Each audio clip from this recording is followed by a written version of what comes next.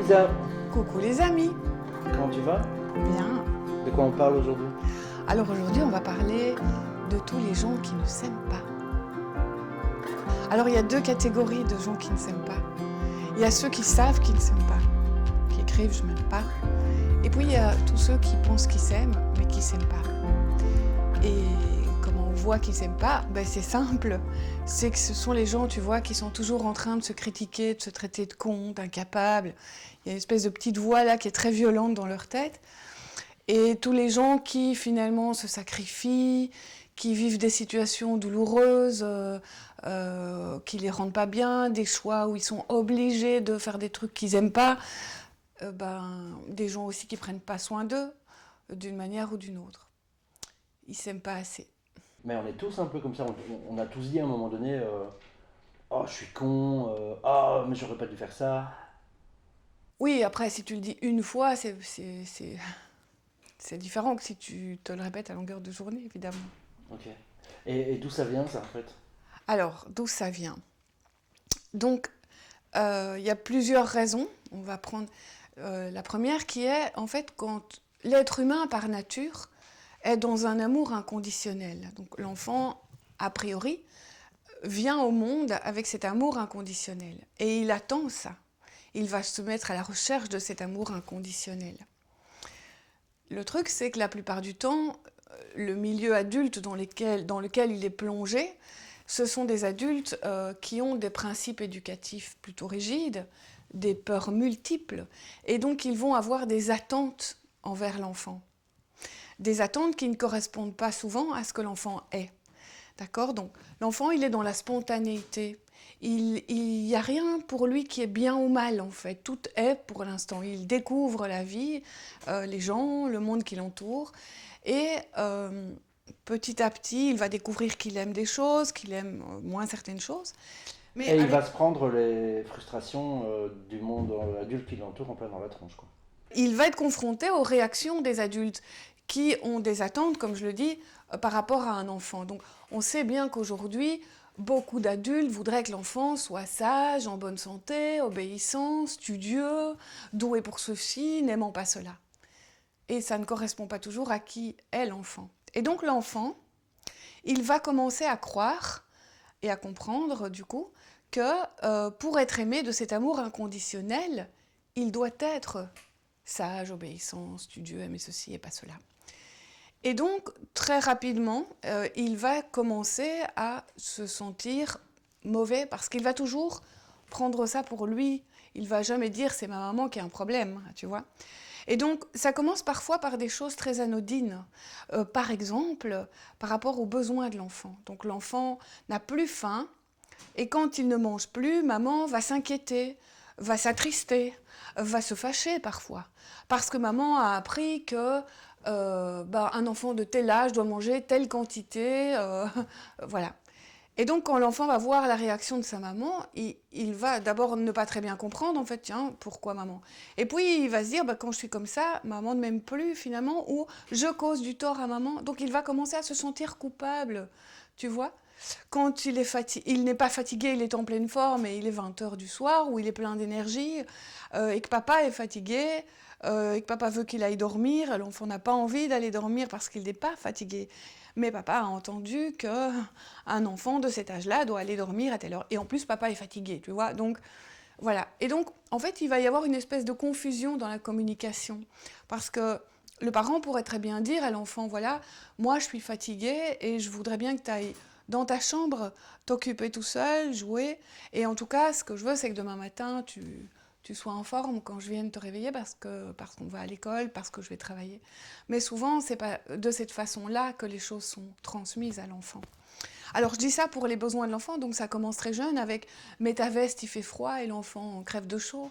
Donc on va commencer à pervertir, mais sans le vouloir, bien entendu, les besoins de l'enfant.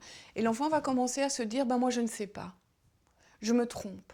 Ou en tout cas, quand je vis ça, ça correspond pas et donc mes parents se fâchent et ne m'aiment pas. Euh, Par exemple, un enfant de 3 ans a envie de commencer, tu vois, à faire les choses lui-même, ou 2 ans et demi, il va servir un verre de lait, mais comme il n'est pas encore très habile, le verre va glisser et tomber, tout va se casser dans la cuisine, maman qui est fatiguée, elle revient du boulot, elle s'est disputée avec son mari, va se mettre à se fâcher et à dire « Oh, t'es vraiment vilain, j'en ai marre ». Le cerveau de l'enfant, il va prendre les choses au pied de la lettre, vilain c'est vilain, tu comprends? Et il suffit que ça se passe quelquefois pour qu'il encode, il imprime qu'en fait il est vilain. Et donc il va commencer à comprendre qu'il ne peut plus faire d'erreur. Mais en même temps, il ne comprend pas très bien parce qu'il ne l'a pas fait exprès, tu vois. Et donc il va commencer à penser que pour être aimé inconditionnellement, il doit en permanence se surveiller, faire des efforts, rentrer dans un moule. Et il va grandir comme ça, avec cette croyance finalement. Il ne peut plus être qui il est. Alors, j'ai envie de prendre aussi un exemple qui semble anodin. Attends, je te coupe 2 secondes, mais je comprends ce que tu dis, mais ce sont des principes éducatifs, ça. Le fait de manger à table et pas avant le repas ou après le repas. Le fait d'aller dormir quand même pas trop tard pour un enfant je sais pas moi, de 5 6 ans, c'est quand même important d'aller dormir à une heure. Voilà, donc ça se mélange, c'est compliqué à savoir ça. Compliqué et à la fois pas, tu sais, parce que ces principes éducatifs, ils datent de quand? De quelle génération? Ben oui, la quantité à manger, elle date de l'après-guerre, quoi. Enfin, je veux dire, les gens crevaient de faim ou avaient eu peur d'avoir faim et l'ONU a décidé que pour un enfant de tel âge. Alors, ça peut être des repères, tu vois, mais il faut adapter ces repères à l'enfant et l'enfant d'aujourd'hui n'est plus l'enfant de 1950.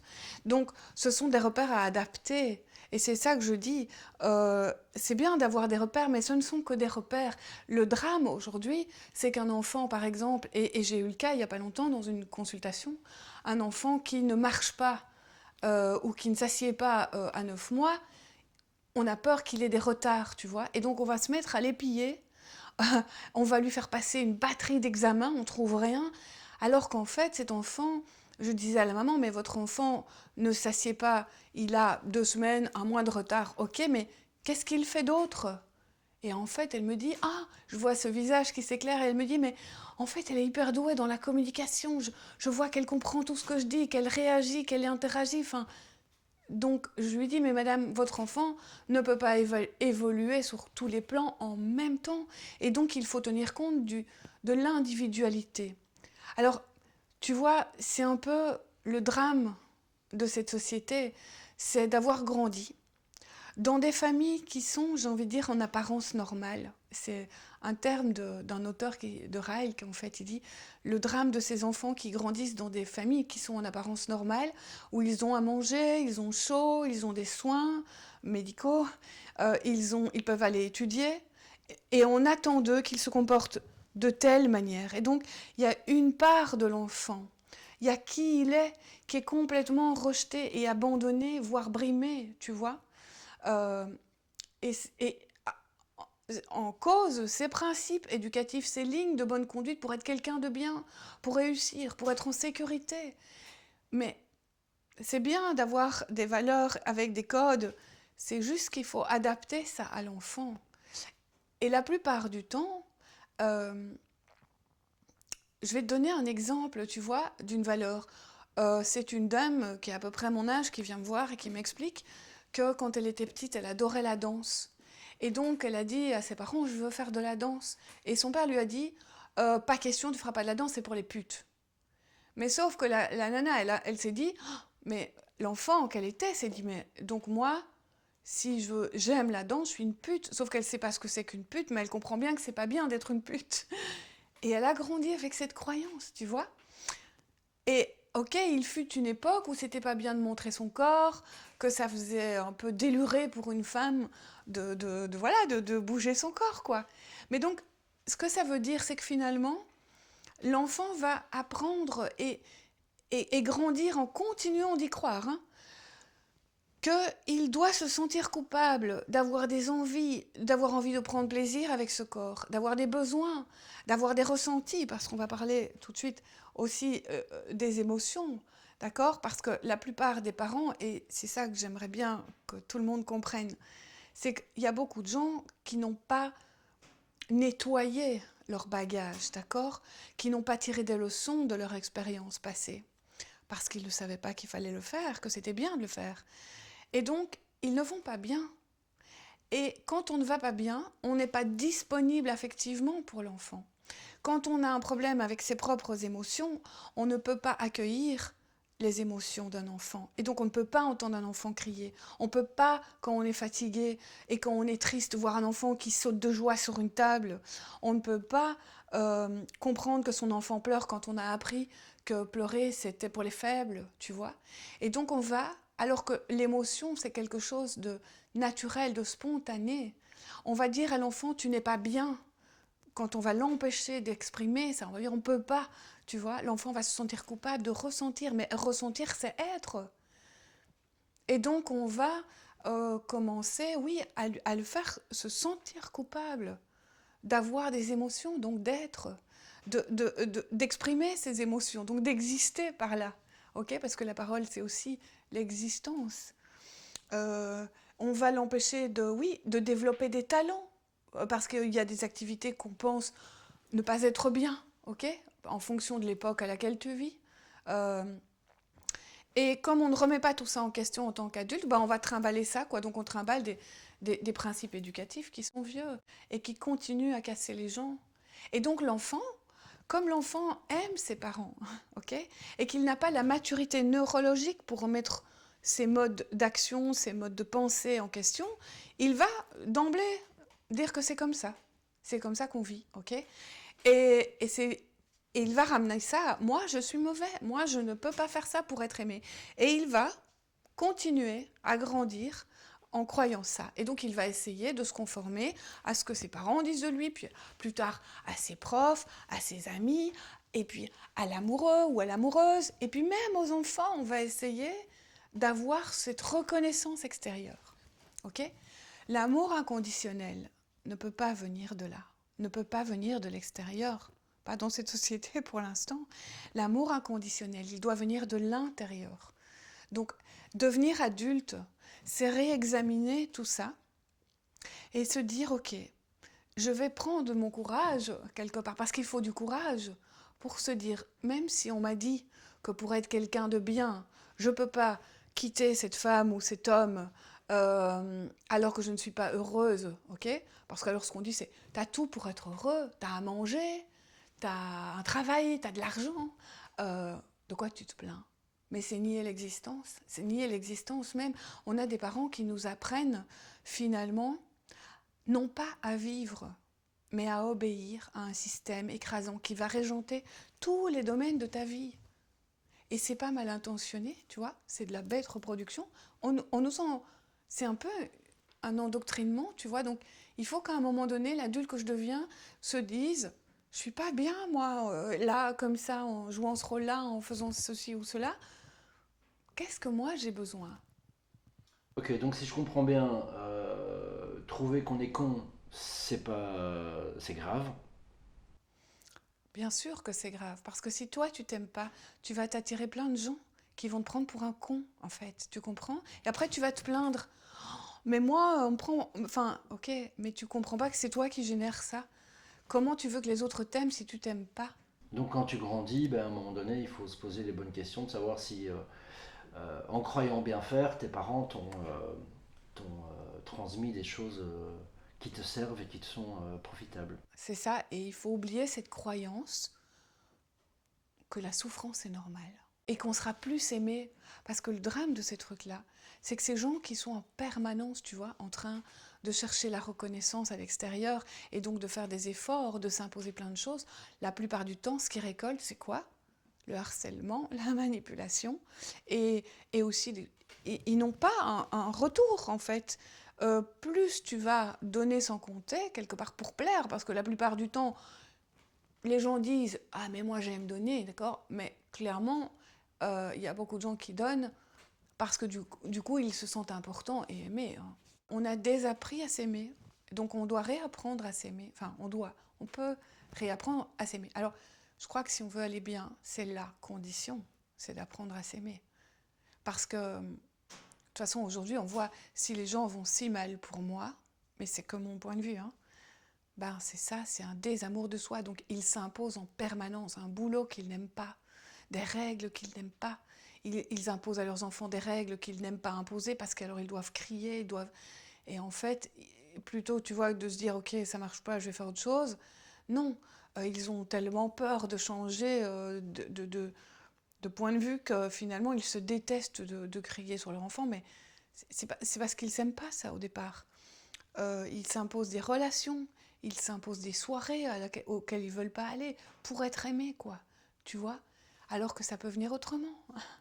Donc je suppose que l'enfant, ben, lui, il prend ça, il intègre, et puis à un moment donné, il arrive à ce qu'on appelle l'adolescence, et c'est là que les clashs commencent, parce que le gars, enfin la personne se transforme est en train de se transformer en adulte et est en rejet de tout ce qui n'a pas. Alors, mais, ça dépend en fait. Le truc, c'est que la plupart des gens, hein, je dis pas tout le monde, mais soit ils vont être en révolte totale, et alors ils vont faire tout l'opposé de ce que leurs parents faisaient, ok? Le problème, et je vais citer un exemple d'un monsieur qui un jour vient me trouver en me disant, moi, mes parents avaient détecté que j'étais manuelle, que j'avais une intelligence de mes mains. Mais comme il y avait plein de choses qui n'allaient pas avec mes parents, par opposition, j'ai décidé de faire des études. Et donc, en fait, ce mec s'est rendu compte à 30 ans que finalement, il avait envie de travailler avec ses mains. Et donc, c'est un exemple, tu vois. Mais il y a des gens qui, par opposition, parce qu'ils ont tellement souffert, vont s'opposer à leurs parents. Et c'est très bien, parce que c'est le but de l'adolescence. C'est de remettre en question. Le problème, c'est que beaucoup d'ados vont soit tout remettre en question et faire complètement l'inverse, ce qui n'est pas eux non plus, c'est pas leur choix de faire tout à fait l'opposé, c'est pas un choix, tu vois, c'est une réaction, en fait, c'est une réaction. Et puis il y a tous ceux qui vont pas se révolter quand même et qui vont continuer dans le même mood, tu vois, où en fait, peut-être qu'ils vont se révolter par rapport à leurs parents, mais ils vont continuer à essayer de plaire à leurs potes. Donc ils font la même chose que leurs parents, du coup, tu vois, enfin, ou que ce qu'ils faisaient avec leurs parents. Ils vont se plier à ce qu'ils pensent qu'on attend d'eux, ou pas toujours à ce que quelqu'un attend. Hein. C'est la société qui prône des modèles, quoi, tu vois. Ok, c'est quoi la solution alors? Alors, ben, la solution, j'ai envie de dire, de nouveau, on est en 2022. La solution, c'est d'entendre, un, qu'il y a un truc qui ne va pas, et deux, de décider que moi, je veux être heureux ou heureuse, d'accord? C'est un, de dire, ok, mais moi, je comprends tout ça, et du coup, ma décision va être, je vais bouger pour apprendre à faire autrement, d'accord? Quand tu décides ça, tu vas commencer à ouvrir des portes, à marcher sur des chemins qui vont t'amener là. Et donc, on est en 2022, je le répète, je vais apprendre à me redécouvrir. Tiens, qu'est-ce que j'aime, qu'est-ce que je n'aime pas. Euh, je vais commencer à lire des bouquins, à écouter des vidéos. Et chaque fois, me dire, tiens, qu'est-ce que je ressens. Il y a un exercice qu'on peut faire, hein, très simplement, c'est euh, aller retrouver l'enfant qu'on était, dire simplement s'imaginer, moi l'adulte, en train d'aller retrouver l'enfant que j'ai été et d'aller parler à cet enfant, d'aller lui expliquer tout ce que je viens d'expliquer et de lui dire que maintenant vous êtes là, je suis là pour toi et je vais t'écouter, quoi, et je vais t'aimer comme tu es en fait. Et puis je pense qu'il y a vraiment quand c'est fort, je veux dire que qu'on est un, quand on s'aime vraiment pas, c'est très bien d'aller voir un psychothérapeute ou voilà des gens qui travaillent dans le développement personnel. Bah, je vais peut-être répéter souvent la même chose, mais pour moi, l'hypnose, euh, c'est vraiment une méthode efficace pour faire ce genre de choses, tu vois, parce qu'on va réapprendre beaucoup plus vite avec l'hypnose. En tout cas, il faut certainement pas attendre de ton entourage qui te, qui te disent, parce qu'on entend souvent les gens qui disent mais non, t'es pas con, mais non, t'es pas gros, mais non, t'es pas moche, mais Ça non. change rien si tu es convaincu de l'être. On aura beau te le dire. Tu sais, j'ai un jour eu une cliente qui était mannequin dans une agence et elle me dit mais je suis moche. Hmm, ouais, ça dépend les critères que tu te mets, tu vois. Mais quand tu as appris comme ça à ne pas t'aimer, tu ne te vois pas comme tu es. Tu ne te vois pas réellement comme tu es, tu vois. Alors souvent, tu as des gens qui vont focaliser sur un détail, quoi. J'ai un gros nez, tu vois. Et ils voient Ah, pas les beaux yeux qu'ils ont. tu dis ça pour moi. Oh, et toi, il n'y a pas que le nez qui est gros, hein. Tiens, j'ai une question. Et du coup, ça sert quand on a identifié ça, ça sert à quelque chose d'aller voir ses parents et de leur dire Oh, t'as tes questions, toi. Est-ce que ça sert? Ben, pas toujours, non. Euh, Par contre, on peut... Voilà, il y a plein de techniques où tu peux t'imaginer que tu leur parles, mais tu leur parles pas vraiment. Tu peux leur écrire une lettre et la brûler. Tu sais, alors, il y a des parents qui pourront l'entendre et puis il y a des parents qui pourront pas l'entendre. En fait, ça dépend des situations, tu vois. Ça dépend des parents, mais il y a des parents qui peuvent pas l'entendre et alors ça vaut pas la peine de leur dire, hein, parce que ça risque juste de mettre de l'huile sur le feu. Par contre, d'imaginer qu'on leur parle, oui. Alors, j'ai envie de parler d'un bouquin de Natacha Calestrémé. Et là, il y a des protocoles, en fait. C'est très bien expliqué et ça permet d'aller parler. Et c'est comme si c'était vrai, comme si on leur parlait vraiment. On n'a pas les inconvénients, mais il y a vraiment une guérison qui se fait. Donc, voilà. bah, il faut y penser, quoi. Alors, pense-y et action. Merci, Lisa.